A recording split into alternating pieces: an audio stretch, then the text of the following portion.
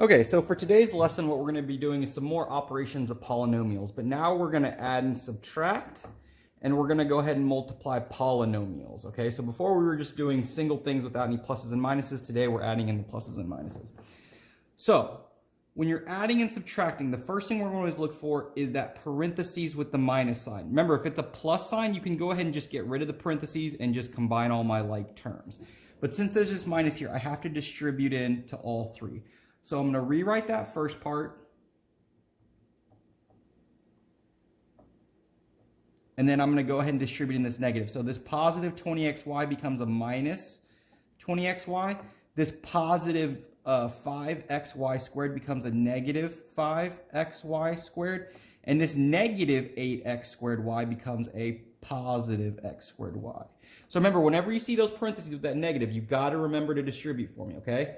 Now what I'm going to do is look for partners. Oops, no squared here. Okay.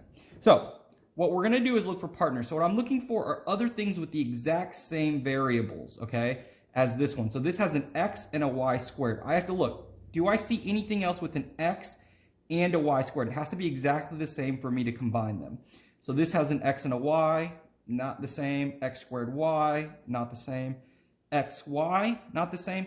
This has the xy squared, right? And this one doesn't. So these two right here are going to combine. So all I'm going to do is combine this. A positive 4 and a negative 5 give me a negative 1xy squared. And I can go ahead and cross these off because I'm done using those. Now I'm going to go to my next one, xy. Is there any other xy here? Well, I see one right here.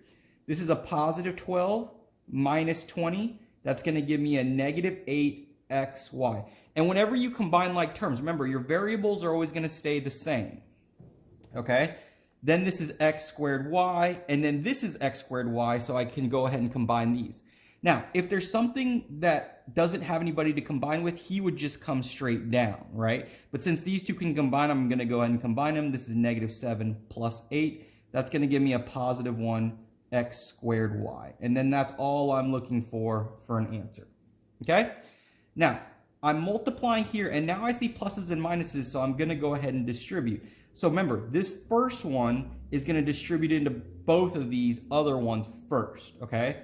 Now, to help me, since there's no exponent here, I like to put little imaginary ones. It just helps me, okay? So what we're going to do is we're going to multiply these. So 6 times 2 gives me 12. x1 and x1. Remember, when you're multiplying, what do you do with the exponents? You add them. So x1 is going to give me x2.